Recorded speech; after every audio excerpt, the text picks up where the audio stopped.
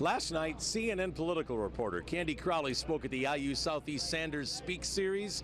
The main focus, Donald Trump's unconventional campaign. Way 3 News reporter John Bull with more.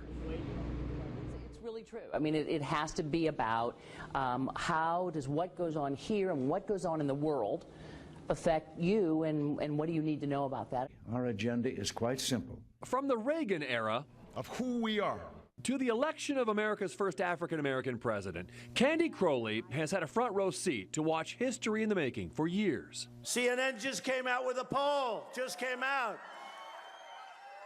Trump, 49%.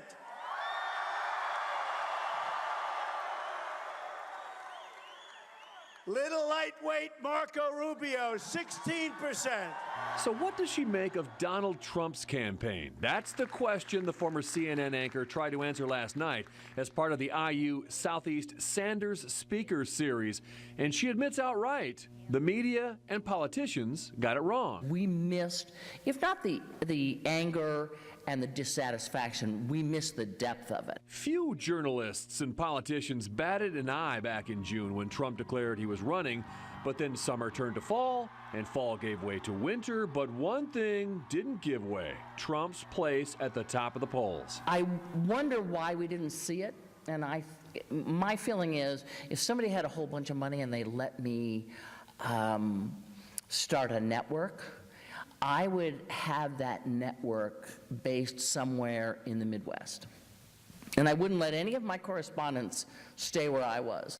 Crowley says Trump and Sanders are resonating with voters on a key issue: income disparity, an issue Kentuckians understand all too well, especially as jobs in the coal industry go by the wayside. Donald Trump's supporters tend to be that everybody's getting a break but me. For the first time in forever, they don't think their children will have as good a life as they did. That's pretty profound. Crowley had a unique term for the backlash to so-called Washington insiders. Someone called this the first middle finger campaign.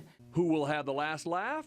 That's a question pundits have failed to answer since Trump first threw his hat into the ring, with some Republicans now revolting and saying they won't back Trump if he wins the nomination.